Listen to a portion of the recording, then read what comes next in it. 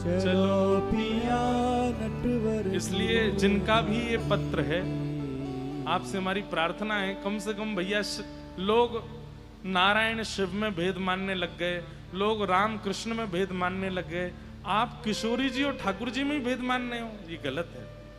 उनके आपके मुख से राधा राम निकल रहा है तो ये चित्त में बैठे कृष्ण ही पुकार रहे हैं, आपके मुख से कृष्ण नाम निकल रहा है तो चित्त में बैठी किशोरी जी, आपकी सामर्थ्य कहाँ है बोलने की। इसलिए इन दोनों युगल में ये भेद मत रखो। किसी ने कहा क्या संत कृपा और गुरु कृपा दोनों भगवत दर्शन के लिए जरूरी हैं? ये जरूरी शब्द हटा दीजिए, अब बोलिए संत कृपा और गुरु कृपा भगवत दर्शन के लिए हैं। जरूरी, ये आपने प्रश्न क्यों किया कि जरूरी हैं? जब तक संत, कल ही हमने कथा में कहा था, चाहे जितने साधन कर लीजिए, चाहे जितने जप तप नियम कर लीजिए, लेकिन यदि गुरु प्रसन्न नहीं है, कोई वैष्णव प्रसन्न नहीं है, कोई रसिक आपके भाव से प्रसन्न नहीं है, तो ठाकुर जी मिलेंगे नहीं, भगवत दर्शन होगा नहीं। कहां तक कहें, श्री भक्तमाल जी में नाभाजी बार बार एक ही बात कहते हैं, क्या भूल करके भी किसी भक्त का, किसी रसिक का, किसी वैष्णव का अपराध मत करना। क्यों? चाहे आप जितने पवित्र हो, चाहे आपका साधन जितना अच्छा हो, चाहे ठाकुर जी आपसे जितने रीझे हों, लेकिन किसी संत भक्त वैष्णव का यदि आपने अपराध कर दिया तो मिलके ठाकुर जी बिछुड़ जाएंगे। कितनी बार ऐसा मैं कथा में कहता हूं कि कई लोगों की भक्ति में फ्लक्चुएशन आता है। कैसा फ्लक्चुएशन आता है? आज भक्ति बढ़ी फिर घट गई। सामने जितने भी लोग बैठे हैं उनसे हमारी प्रार्थना बिल्कुल ना तो बोले ना चले फिर बैठे रहें। क्या बता रहा था मैं? हाँ, फ्लक्चुएशन। ये जो उतार चढ़ाव जीवन में आते हैं ना, कई बार भक्ति में बड़ी गिरावट आने लग जाती है। जिन महापुरुष को आप रोज सुनते हैं, कई बार सुनते सुनते उन्हीं में ही दोष दिखने लग जाता है। जिन ठाकुर जी का आप नित्य दर्शन करते हैं, कभी कभी दर्शन करते करते करते करते करते करते उनमें भी दोष का भाव आने लगता है। जिस धाम में जाते ही नेत्रों से अश्रुपात होने लगता था, उस धाम में बार बार आने के बाद में वो भाव नष्ट हो जाता है। ये भक्ति में जो गिरावट आती है ना, इसका मूल कारण केवल यही है कि आप किसी वैष्णव का अपराध करे बैठे हो। और एक बात हमारी बहुत ध्यान से सुनिएगा, इस संसार में कोई भी ऐसा नहीं है, चाहे वो मैं हूं चाहे आप हैं, हमसे बनता ही है एक वैष्णव अपराध तो हम लोग रोज करते ही हैं, हमसे होता है। और ठाकुर जी की दूरी का एकमात्र कारण है वैष्णव अपराध। ठाकुर जी की सेवा में चूक हो जाए, श्रृंगार में चूक हो जाए, प्रसादी में चूक हो जाए, चलेगा, लेकिन किसी भक्त का अपराध मत करो। जो परमात्मा इतने कोमल हैं कि लक्ष्मी जब चरण दबाती है तो ठाकुर जी कहते हैं मुकु दर्द है रो ने हाथ ऊपर कर लो। जिन किशोरी जी के हाथ कमल से भी ज्यादा कोमल हैं, कमल सबसे कोमल होता है, उससे भी ज्यादा कोमल हैं श्री लक्ष्मी जी के हाथ, और वे जब ठाकुर जी के चरण दबाती हैं तो ठाकुर जी कहते हैं दर्द हो रहा है थोड़ा धीमे दबाओ। लक्ष्मी जी कहती है मेरे हाथ, जिनके आगे कमलों को भी शर्म आ जाती है, कमल भी मुरझा जाते हैं कि भाई लक्ष्मी जी के हाथ तो हमसे भी ज्यादा कोमल हैं, वो जब ठाकुर जी के चरणों पर रखे जाते हैं तो ठाकुर जी कहते हैं दर्द हो रहा है धीरे दबाओ। तो ठाकुर जी ऐसा कहते हैं, वर्णन करते हैं कि किशोरी जी मतलब लक्ष्मी जी अपनी छाया से हाथ चरण दबाती हैं ठाकुर जी की, तब ठाकुर जी कहते हैं हाँ अब ठीक है। तो लक्ष्मी जी कहती है कितने कोमल हैं, कितने नाजुक हैं, ये विश्व का कल्याण कैसे करते होंगे, ये विश्व का पालन कैसे करते होंगे। लेकिन वही कमल नयन, कमल चरण, कमल हस्त, कमल मुख, सर्वांगीण अंग जिनका कमल जैसा है, वही जब अपने भक्त पर अपराध देखते हैं तो नृसिंह बन करके आ जाते हैं, जिनके रूप को देख करके देवी देवता भी थर थर कांप रहे हैं। क्यों? क्योंकि एक भक्त का अपराध हुआ, एक भक्त का अपमान किया जा रहा है। इतना विकराल स्वरूप ठाकुर जी ने धारण। कल हम लोग जब देख रहे थे पिक्चर, तो बार बार मेरे मन में भाव आवे, क्योंकि हम भी ऐसे ही करते हैं। हमारो लाला गिरधर लाल जी, मैं लाल जी तुम तो बड़े सीधे हो, तुम तो बड़े भोले हो, तुम तो बड़े नाजुक से हो। कहीं भी सेवा होती है, हमारे यहाँ सेवा में नियम है, जितने भी लोग ठाकुर जी की सेवा करें ध्यान से सुनना, सेवा में ठाकुर जी को अंगूठा लगाना मना है। ठाकुर जी को उठाते हैं, धरते हैं, विराजमान करते हैं, इत्र लगाते हैं, कोई भी सामग्री लगाते हैं, तो ऐसा कहते हैं कि अगर छोटा स्वरूप है ठाकुर जी का तो उसमें अंगूठा नहीं लगाना चाहिए, क्योंकि अंगूठे में बहुत बल का प्रयोग होता है और ठाकुर जी को श्रम हो जाता है। इतनी कोमलता से पुष्टि मार्ग में सेवा करी जाती ठाकुर जी की, अंगूठा मत लगाओ ठाकुर जी को। भले ही उन्होंने गिरिराज जी उठाए, भले ही कालिया नाग पर नृत्य किया है, भले ही वो राक्षसों को मारते हैं, भले ही वो कितने बलवान हैं, लेकिन ठाकुर जी इतने वास्तविक मूल स्वरूप में ठाकुर जी इतने कोमल हैं कि उनको अंगूठा लगाना भी अपराध माना गया है। और यदि आपके स्वरूप ऐसे हैं कि वो बिना अंगूठा लगाए सेवा नहीं होती, तो आपको एक विशेष भोग रखना चाहिए ठाकुर जी के लिए। उसको कहते हैं श्रम भोग। क्या बोलते हैं कि हे नाथ, हमने आपको जोर से पकड़ा, इसके लिए आपको श्रम हो गया होगा, तो एक विशेष श्रम भोग रखा जाता है। वो 8 भोगों से अलग है श्रम भोग। इतने कोमल ठाकुर जी कल जब नृसिंह रूप में वो प्रकट हुए सामने, मैं बार बार कहूं, वारे लाला तुम पे तो जूरू कराटे भी आवे, तुम पे तो धाड़बू आवे, ओ महाराज क्या चीर फाड़ कर रहे हैं, उठा के फेंक रहे हैं। हनुमान जी भी भागवत जी में स्तुति, जब नृसिंह भगवान प्रकट होते हैं तो सबकी स्तुति है, तो वहां रुद्र ने भी स्तुति गाई, ब्रह्मा जी ने भी स्तुति गाई, किम पुरुषों ने भी स्तुति गाई, बानरों ने भी स्तुति गाई। हनुमान जी भी घबरा गए, बोले नाथ हमने आपका रूप तो देखा, पर ऐसा रूप तो हमने भी नहीं देखा। ऐसे ठाकुर जी बन गए। किस लिए? केवल एक रसिक भक्त प्रहलाद का अपमान हो रहा था। हम लोग कितने प्रहलादों का अपमान करते हैं, हम लोगों से कितने वैष्णव अपराध बनते हैं, कितने रसिकों के प्रति अपराध। अभी पूरा भारतवर्ष एक महापुरुष का अपराध कर रहा है वृंदावन में। उनकी वाणी सब सुनते हैं, उनकी वाणी से कितने लोग जीवन बदलते हैं, लेकिन एक बात का अनर्गल अर्थ निकाल करके सब अपराध कर रहे हैं। लग रहा था कि लोगों में भक्ति बढ़ रही है, लोगों में प्रेम बढ़ रहा है, लोगों में भाव बढ़ रहा है, लेकिन अब सब खत्म होगा। क्यों? क्योंकि एक रसिक का आप अपराध कर रहे हो, आप अपमान कर रहे हो। श्री जी क्षमा नहीं करेंगी। यहां बैठे भी अगर कोई व्यक्ति ऐसे हैं जो उनकी उस भाव से, वही बात है कि भाई बुरा कब लगता है, जब कोई सच बोल दे। और वे तो सबको बोलते हैं, उनके लिए कोई स्त्री पुरुष अलग अलग नहीं है। वो पुरुषों को भी समझाते हैं, वो बच्चों को भी समझाते हैं, हम कथा वक्ता भी जाते हैं, हमको भी समझाते हैं। आज पूरा विश्व उनका कितना अपराध, घनघोर अपराध कर रहा है। इसीलिए कहीं सुनामी आ रही है, कहीं पर भूकंप आ रहा है, कभी कुछ हो रहा है, कभी कुछ हो रहा है। हमारी प्रार्थना है ऐसा मत कीजिए आप लोग। जिनकी वाणी सुनकर के कभी कृष्ण प्रिय लगे हैं, वृंदावन प्रिय लगा है, कम से कम उनका इतना तो सम्मान कीजिए कि वो क्या कहते हैं, किस भाव को प्रस्तुत करते हैं। आप ठाकुर जी को क्रोध क्यों दिला रहे हो? भोग में कोई अपराध हो जाए ठाकुर जी गुस्सा नहीं होते, श्रृंगार में अपराध हो जाए ठाकुर जी को बुरा नहीं लगता। आपसे श्रृंगार कराने बैठे हैं क्या? वो पूरा दुनिया श्रृंगार करती है उनका, और आप क्या श्रृंगार करोगे उनका? वास्तव में कोई श्रृंगार नहीं करता ठाकुर जी का। श्रृंगार का सौभाग्य है कि वो ठाकुर जी के ऊपर पधराया जाता है। वो उसका भाग्य होता है कि मुझे धरा दो, मैं ठाकुर जी के ऊपर जाऊं। नहीं तो अंदर की बात बताऊं, श्रृंगार से ज्यादा ठाकुर जी तब अच्छे लगते हैं जब सारा श्रृंगार उतार दिया जाता है। आज हरि देखे रंगम नंगा, मोतिन माल गले और साजे, छवि के उठत तरंगा। आज हरि देखे। वास्तव में तो श्रृंगार जब बहुत बड़ा बड़ा श्रृंगार होता है ना ठाकुर जी का, तो वो तो श्रृंगार का सौभाग्य है कि आज ठाकुर जी ने उस पर कृपा करी। आजा चल तू भी बैठ ले, तेरे भी भाग्य बढ़ा दूं मैं। जैसे कई लोग ज्यादा पॉपुलर होने के लिए प्रधानमंत्री के संग फोटो खिंचवा लेंगे, मुख्यमंत्री के संग फोटो खिंचवा लेते हैं। अब लोग बाग यूं कहें, देखो प्रधानमंत्री का सौभाग्य, इन्होंने मेरे संग फोटो खिंचाए। आप कहोगे भाई ये कोई बात है? आपका सौभाग्य कि आप उनके साथ खड़े हो।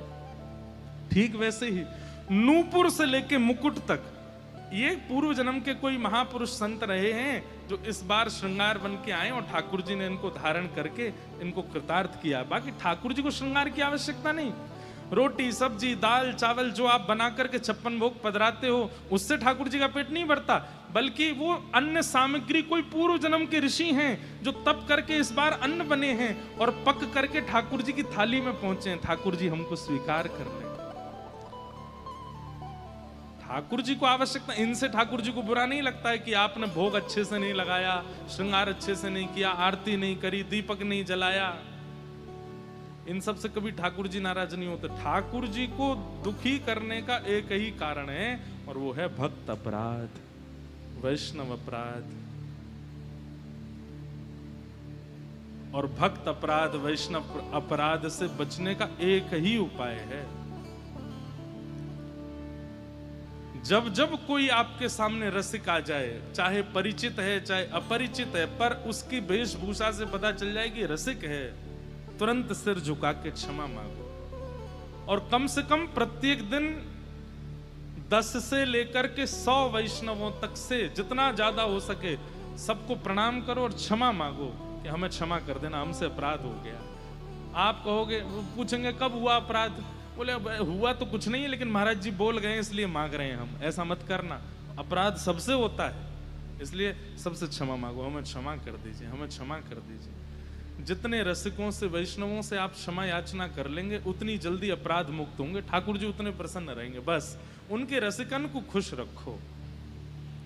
तो आप जो ये कह रहे हैं कि क्या संत और गुरु कृपा भगवत दर्शन के लिए जरूरी है, ये प्रश्न नहीं है, ये उत्तर है। संत दर्शन गुरु दर्शन से ही भगवत दर्शन होगा, नहीं तो भगवत दर्शन नहीं होगा कभी भी। इसलिए इस बात को ध्यान लीजिए। आपने एक बार कथा में कहा था कि आप भक्ति पथ पर चलोगे तो संसार छूटेगा। तो क्या कथा श्रवण से और भक्ति पथ की आदि आदि भावों में जीवन में आने से संसार में टूटे हुए रिश्तों में मधुरता आएगी, ऐसा सोचना गलत है? मतलब मैं समझ गया बात। आप ये कहना चाह रहे हैं कि कथा सुन करके भक्ति पथ पर चल के भजन करके अपने जो संसारी संबंध हैं वो अच्छे हो जाएं, ये भावना रखना सही है कि गलत है? सूरदास जी कहते हैं, जैसे राखो तैसे रहूं, जैसे राखो तैसे। प्रार्थना प्रहलाद जी ने भी की है ठाकुर जी से कि ठाकुर जी मेरे पिताजी का स्वभाव बदल दीजिए। पर प्रहलाद जी ने अपने स्वार्थ के लिए नहीं किया कि मेरे पिताजी को इसलिए बदल दीजिए क्योंकि वो मेरे पिता हैं तो मैं और वो खुश रह सकें, इसलिए नहीं। उनका स्वभाव इसलिए मधुर कर दीजिए ताकि मैं अकेला भजन ना करूं, पिताजी भी मेरे साथ भजन करें। मीराबाई ने कभी भी अपने ससुराल पक्षियों की कभी शिकायत नहीं की ठाकुर जी से, बल्कि गिरधर गोपाल जी से प्रार्थना की मेरी ननद के मेरे देवर का स्वभाव मधुर कर दीजिए ताकि ये भी आपकी भक्ति कर सकें। अपने स्वार्थ के लिए आप ठाकुर जी से नहीं मांग सकते कि इनका व्यवहार अच्छा कर दो ताकि मेरे से अच्छे रहें। घर का प्राणी कहाँ ना माने, मन मन खुशी मनाऊं। घर का प्राणी कहाँ ना माने, मन मन खुशी मनाऊं। भैया भक्ति में ये तो वरदान है कि लोग आपसे छूट रहे हैं, लोग आपसे विमुख हो रहे हैं, लोग आपको ब्लॉक कर करके जा रहे हैं। क्यों? आप रोज कथा की लिंक भेज देते हो उनको, ले कथा सुन, ले कथा सुन। आज महाराज जी क्या बोले, 2-4 दिन बाद दिखा उसकी डीपी दिखाई नहीं दे रही है, क्या हो गया? ब्लॉक कर दिया। उस दिन नाच लेना, जय हो श्री जी, जय हो मेरी कृपा में राधा रानी, आपने बड़ी कृपा करी, एक बार और कम किया जीवन से, एक व्यक्ति को दूर किया। अरे संसार के लोग मुझसे रूठे ना, मुझसे दूर जाए ना, इसके लिए किशोरी जी से प्रार्थना नहीं करनी, इसके लिए कथा नहीं सुननी, इसके लिए भक्ति पथ पर नहीं चलना है। किसी के स्वभाव में भक्ति आए इसके लिए प्रार्थना आप कर सकते हो, लेकिन वो व्यक्ति मुझसे अच्छा रहे इसके लिए प्रार्थना नहीं कर सकते आप। हाँ, ये बात हो सकती है कि हमारे पति का स्वभाव अच्छा हो जाए ताकि वो मुझे कथा में जाने से रोके ना, ये बात हो सकती है। मतलब कहीं ना कहीं केंद्र में भक्ति हो तो आप मांग सकते हो किसी की मधुरता का भाव, लेकिन वो आपके लिए अच्छा हो जाए ऐसा, इसके लिए तो भक्ति फिर स्वार्थ की हो जाएगी। तो ऐसे ऐसे भाव हैं, सबको हम प्रणाम करते हैं। कल बंधुओं एक बात और आई थी, वो कह करके चलें। कल जब नरसिंह भगवान को बहुत क्रोध आया ना, तो उसमें ऐसा प्रसंग आता है कि भागवत जी में सबने स्तुति की लेकिन ठाकुर जी शांत नहीं हुए। तब प्रहलाद जी गए और प्रहलाद जी ने जाकर के भगवान की स्तुति गाई, बहुत सुंदर स्तुति गाई प्रहलाद जी ने। अब क्योंकि पिक्चर में एक दो जगह तो श्लोक प्रयोग किए, पर प्रहलाद जी की स्तुति का जो श्लोक है ना, इतना सुंदर है। कई बार मैं जब बोलता हूं वो श्लोक तो नेत्र सजल हो जाते हैं। प्रहलाद जी कहते हैं,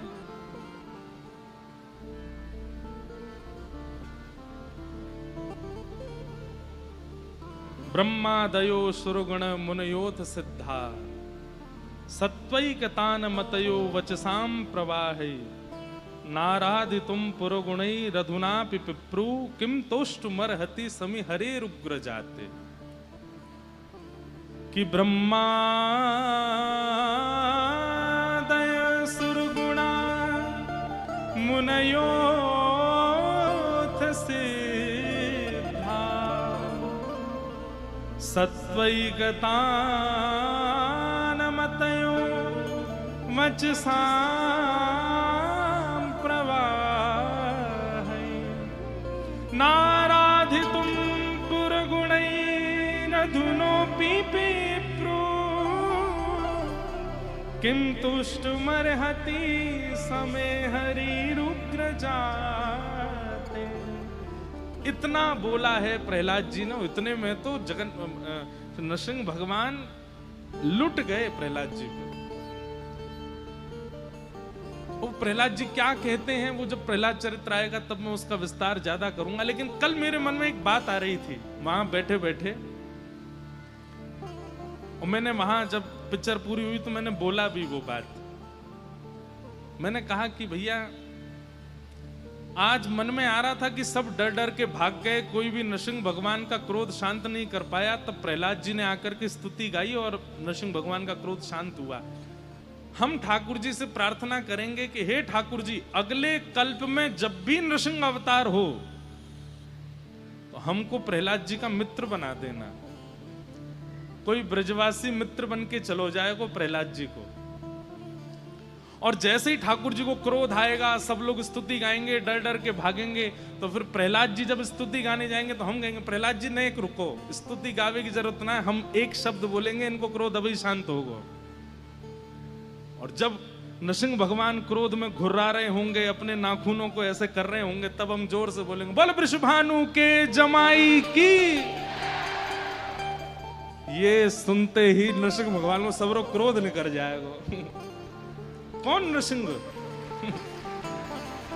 नरसिंह भगवान तुरंत जो नरसिंह बने बैठे रहते हैं वो तुरंत अपना रूप बदल के तुरंत श्याम सुंदर बन जाएंगे। अरे श्यामाजू आई हैं क्या यहाँ पे? किशोरी जी भी आई हैं क्या? हमने की प्रहलाद जी आपने इतनी बड़ी स्तुति गाई। प्रहलाद जी की स्तुति सुंदर बहुत है। प्रहलाद जी की बातों में एक बात तो है कि भक्त को एक चीज सीखनी चाहिए, ऐसी वाणी ठाकुर जी के सामने गावे या बोले कि ठाकुर जी लुट जाएं उस पे। ये प्रहलाद जी से सीखो। प्रहलाद जी ऐसे शब्दों का प्रयोग करते हैं स्तुति में कि ठाकुर जी बोले कि मैं तो पे क्या वार दूं प्रहलाद, तू बता मुझे। लेकिन कल बैठे बैठे मन में मेरे वहीं बैठे बैठे मन में आया कि हे प्रहलाद जी चिंता नहीं करो, अगली बार मैं भी रहूंगा आपके संग।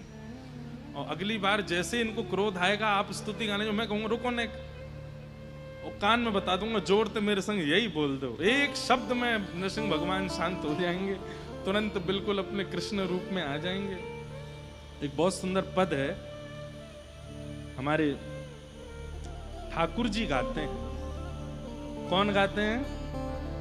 मीराबाई के पद सुने हैं आपने, सूरदास जी के पद सुने, अब ठाकुर जी को पद सुनो। ठाकुर जी क्या गाते हैं? बहुत सुंदर भाव है।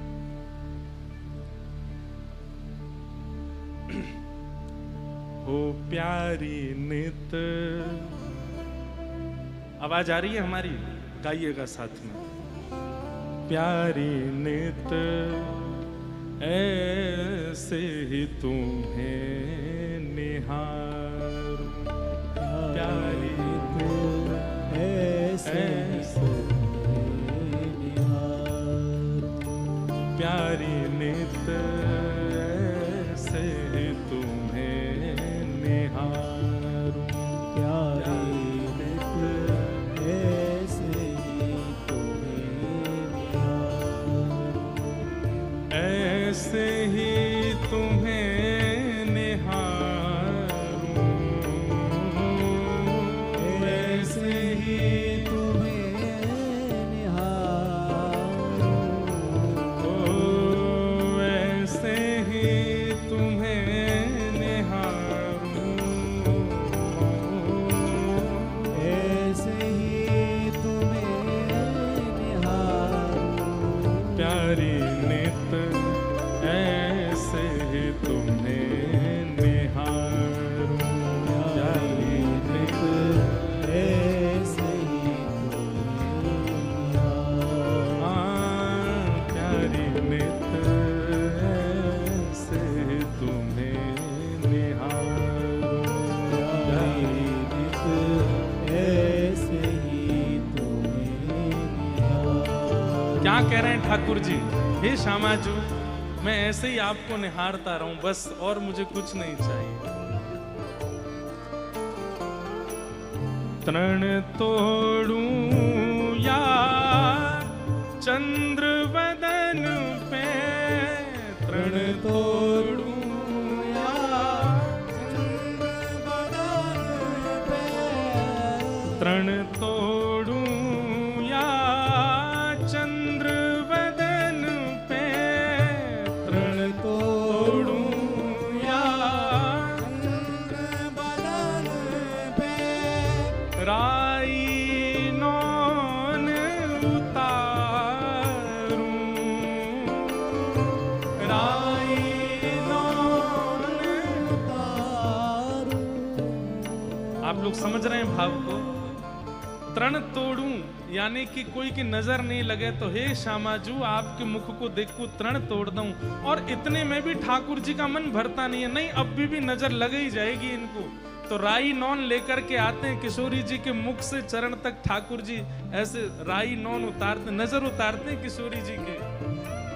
गाओ सब लोग, क्या कह रहे हैं हमारे श्याम सुंदर?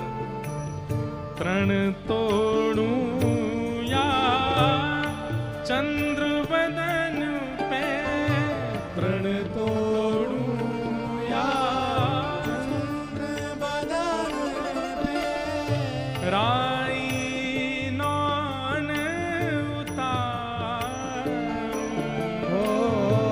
राई नौन उतारूं, ओ प्यारी नित ऐसे तुम्हें निहारूं, प्यारी नित ऐसे तुम्हें निहारूं, हाँ प्यारी नित ऐसे तुम्हें निहारूं, प्यारी नित ऐसे ऐसे ही तुम्हें निहारूं, ऐसे ही तुम्हें निहारूं, ओ ऐसे ही तुम्हें निहारूं,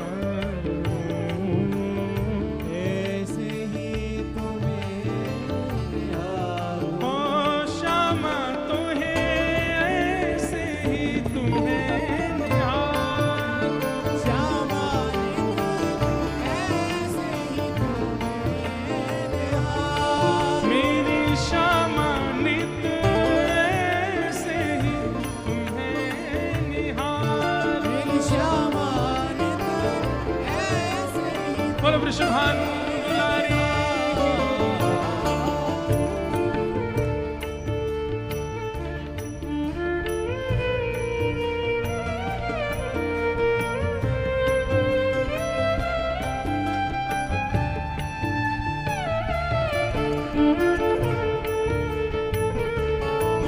करताल बजा के गाओ।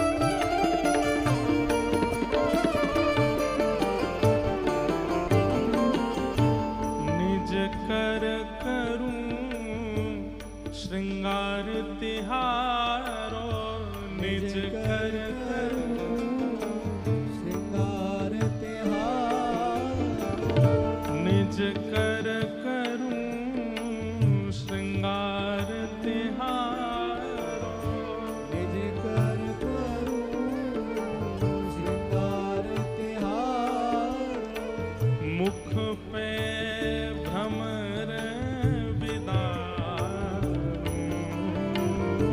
मुख पे भ्रमर विदार। इसका अर्थ यदि आपको समझ आ गया तो आप शाहनशाह हो। मुख पे भ्रमर विदारूं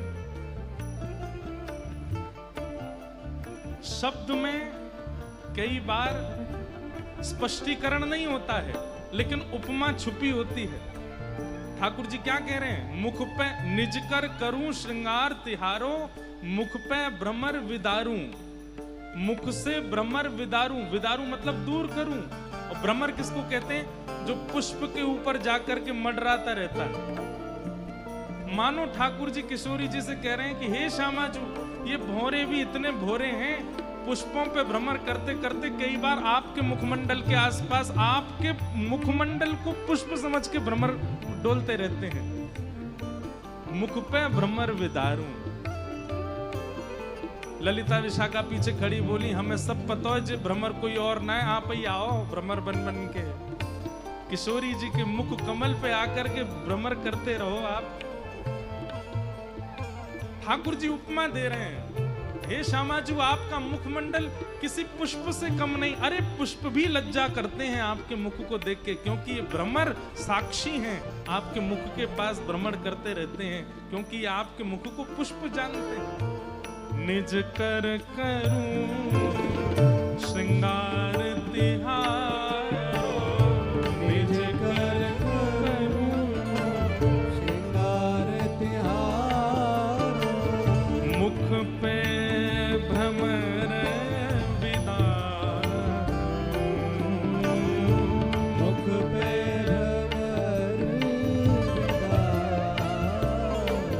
हे नारायण, जब तुम कछु गाओ, नारायण जब तुम कछु गाओ, नारायण जब तुम कछु गाओ, नारायण जब कछु गाओ, मैं ढिंग साज सवारूं। मैं ढिंग साज सवार, ओ मैं ढिंग साज सवारूं।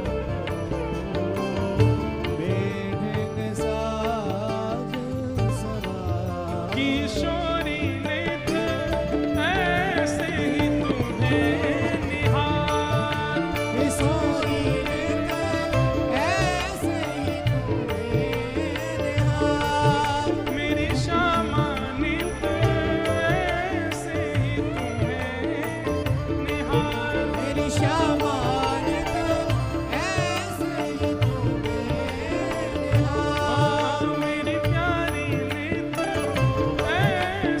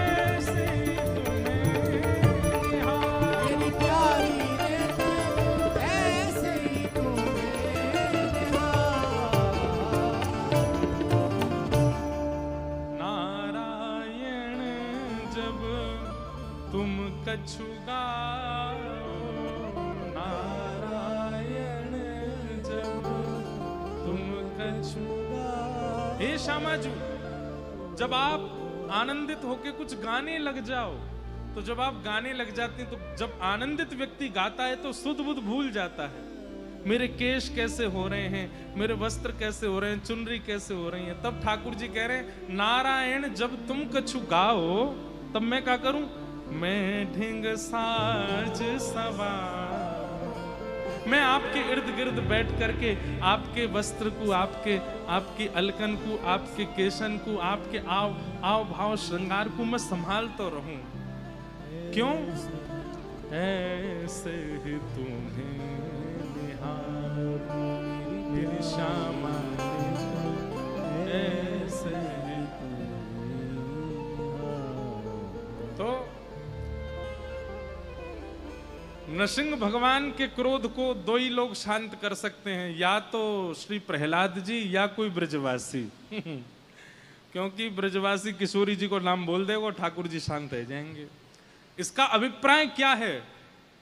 रसिक संत वैष्णवों का अपराध यदि आपने किया है तो उससे दो ही चीज आपको बचा सकती हैं, या तो रसिकों से क्षमा प्रार्थी हो जाओ, या फिर किशोरी जी से शरणागति ले लो, किशोरी जी की प्रार्थना करो। क्योंकि ठाकुर जी को क्रोध ये दो लोग ही दूर कर सकें, या तो रसिकन की कृपा या किशोरी जी की प्रसन्नता, ये दो भाव। जन्माद्यस्य यतोऽन्वयादितरतश्चार्थे स्वविज्ञस्वराट् तेने ब्रह्म हृदय आदिकवै मुह्यन्ति यत्सूरयः तेजो वारि मृदां यथा विनिमयो यत्र त्रिसर्गो मृषा धाम्ना स्मरन् सदा निरस्तकुहकं सत्यं परं धीमहि। भागवत जी के प्रथम श्लोक में परम सत्य को वंदन कर रहे हैं श्री वेदव्यास जी महाराज। परम सत्य कौन है? श्री ठाकुर जी परम सत्य हैं। परम सत्य कहते किसको हैं? जिसका जन्म नहीं हुआ है लेकिन जन्म लेने वाले, जन्म धारण करने वाले जन्मियों की तरह जिसकी क्रियाएं हैं, जिसका अंत नहीं होता लेकिन जो अंत के भांति अंतर ध्यान हो जाता है। पृथ्वी, जल, अग्नि, वायु, आकाश, इन पंच तत्वों की जिसको कोई कामना नहीं है, आवश्यकता नहीं है, लेकिन इन पंच तत्वों में भी रह करके वो सब पर माया का जाल बिछा लेता है। बंधुओं, आवश्यकता नहीं है ठाकुर जी को पृथ्वी पर आने की, आवश्यकता नहीं है ठाकुर जी को ये सारी क्रियाएं करने की, लीलाएं करने की, अवतार धारण करने की। वो केवल और केवल आते हैं अपने जन के लिए बस। आज जिस बात से कथा का प्रारंभ हुआ वही बात पुनः आ रही है। ठाकुर जी को पृथ्वी पर आने के लिए कोई जरूरत नहीं है, लेकिन कोई व्यक्ति हरिप्रिय बन जाए, उनका अगर प्रिय हो जाए तो प्रिय के लिए कुछ भी किया जाता है।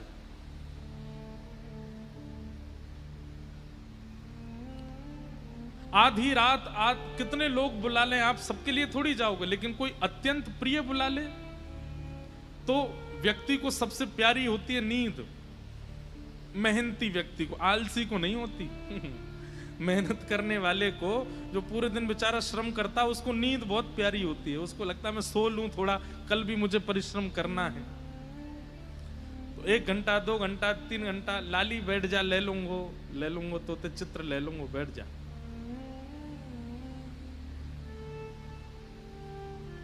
बना के लाइए, मेरो ही चित्र बना के लाइए हैं। वाह, बहुत बढ़िया। अभी बैठ जाओ, ले लेंगे बाद में। क्या बता रहा था मैं? ठाकुर जी को सोच के कथा करते हैं ना तो फिर अपना ही मुख दिख गया, भूल भाल गया सब। क्या बता रहा था मैं? हाँ, निद्रा। आपको पता है निद्रा देवी का स्वरूप है। या देवी सर्वभूतेषु निद्रा रूपेण संस्थिता, नमस्तस्यै नमस्तस्यै नमस्तस्यै नमो नमः। एक जगह एक महापुरुष कह रहे थे कि 2 प्रकार के लोगों को भगवत प्राप्ति नहीं होती। भगवत दर्शन नहीं होता। कौन? बहुत खाने वाले और बहुत कम खाने वाले। एक तो होता है बहुत ही खाते हैं, जो धर दो सामने वो उनको चखना ही है, और एक होते हैं वो कुछ भी नहीं खाते, जबरदस्ती सब छोड़ छाड़ के बैठते। अच्छा एक बात बोले, कुछ भी ना खाने वाला व्यक्ति या तो योगी हो सकता है, तपस्वी हो सकता, पर योगी तपस्वी भी कुछ तो ग्रहण करते हैं, अल्प आहार तो वो भी लेते हैं। पर कई बड़े बड़े व्यसनी हमने देखे हैं कि भयंकर व्यसन जिनको होता है वो कुछ नहीं खाते, वो व्यसन में ही रहते हैं। बहुत खाने वाला और बहुत कम खाने वाला, इन लोगों को ठाकुर जी नहीं मिलते। और दूसरा, बहुत सोने वाला और बिल्कुल ना सोने वाला, इनको भी ठाकुर जी नहीं मिलते। इसलिए दोनों में मध्यस्थता रखो, भोजन भी पाओ अल्प लो, निद्रा भी अल्प लो, थोड़ी मध्यस्थता रखो। बहुत कम नहीं होना चाहिए और बहुत ज्यादा भी नहीं होना चाहिए, उसमें मध्यस्थता रखो, जितने में पूर्ति हो जाए उतना करो बस। तो निद्रा बहुत प्रिय होती है, लेकिन ऐसी निद्रा में भी कोई अत्यंत प्रिय बुला ले तो सब छोड़ छाड़ के जाते हैं ना। ठीक वैसे ही ठाकुर जी को धराधाम पर आने के लिए कोई आवश्यकता नहीं है। कितनी बार ठाकुर जी कहते हैं, भगवान स्वयं राम कहते हैं कि मैं जितनी देर में लक्ष्मण पलक झपकता है ना, इतनी देर में असंख्य रावणों का वध कर सकता हूं बैठे बैठे। लेकिन ये पूरी लीला करने का अभिप्राय क्या है? बोले रावण का वध तो मैं बैठे बैठे कर सकता हूं, पर सबरी की इच्छा बैठे बैठे पूरी नहीं होगी।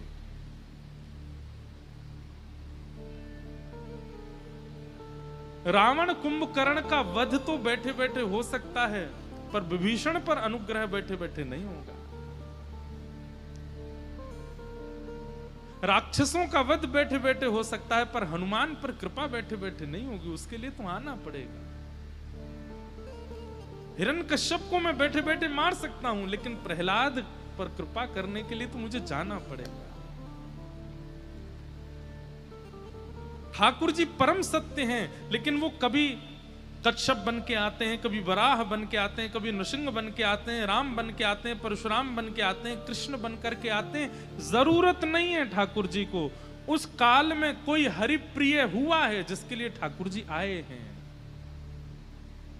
और जिस दिन इस कलयुग में एक हरिप्रिय आएगा तो कल की भी आएंगे। बस ठाकुर जी प्रतीक्षा कर रहे हैं कोई हरिप्रिय आवे तो। अभी तक ठाकुर जी नहीं आए हैं, इसका मतलब हरिप्रिय कोई आया नहीं है इस धरती पर। ठाकुर जी को प्रिय लगने वाला किसी ने ठाकुर जी को पुकारा नहीं है।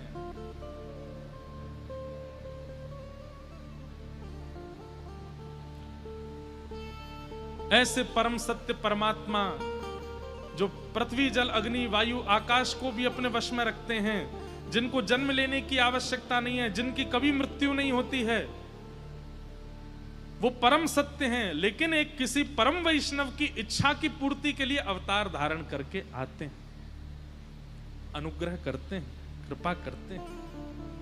ऐसे परम सत्य परमात्मा को हम प्रणाम करते हैं। सत्यम परम धीमहि।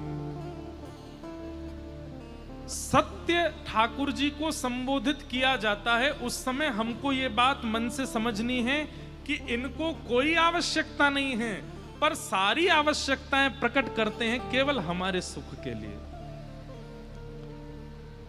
आप लोग अपने घर की सेवा में ठाकुर जी का बिस्तर इसलिए मत बनवाया करो कि ठाकुर जी उस पर सोएंगे तो उनको आराम मिलेगा। हाँ, ये सूक्ष्म भावना तो होनी ही चाहिए, पर ठाकुर जी उस पर पौड़ते अपने सुख के लिए नहीं है। आपको ठाकुर जी को सुलाने में आपको सुख मिलेगा, इसलिए ठाकुर जी सोते हैं, उनको आवश्यकता नहीं।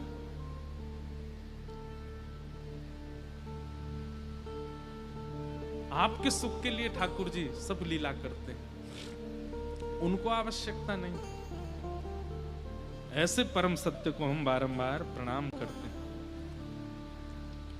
भागवत जी के द्वितीय श्लोक में 4 बातें बताई गई हैं कि धर्म प्रोजित कई तमोत्र परमो निर्मत्सराणां सताम् वैद्यं वास्तवमत्र वस्तु शिवदं तापत्रयोन्मूलनम् श्रीमद्भागवते महामुनिकृते किं वा परेश्वर सद्यो हृद्यवरुध्यते त्रिकृतिभिः शुश्रूषुभिस्तत्क्षणात्। विषय, अधिकारी, संबंध और प्रयोजन, ये चार बातें ध्यान से सुनिएगा। भागवत जी का विषय क्या है? तो कहते हैं धर्म प्रयोजित कई तवोत्र परमो। सुनने वाले श्रोताओं के चित्त में परम धर्म की इच्छा प्रकट होना। परम धर्म किसे कहते हैं? शरीर को खिलाना है, शरीर को सुलाना है, शरीर को तैयार करना है, शरीर को धन कमाना है, शरीर का नाम प्रतिष्ठा यश वैभव कीर्ति करानी है, ये धर्म है। पर शरीर के भीतर विराजमान उस आत्मा के कल्याण का चिंतन करना है, ये परम धर्म है। समझ में आई बात? आप सब और मैं, हम धर्म का पालन करते हैं, इसको भोजन कराते हैं, इसको सुलाते हैं, खिलाते हैं, नहलाते हैं, धुलाते हैं, तैयार करते हैं, सब क्रिया करते हैं।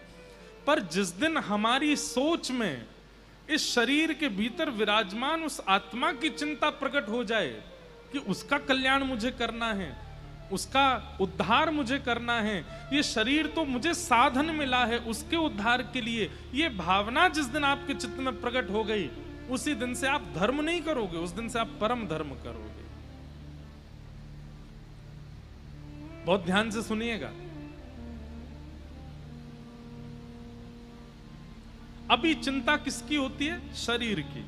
पर जिस दिन चिंता उस जीव की हो जाए जो भीतर है,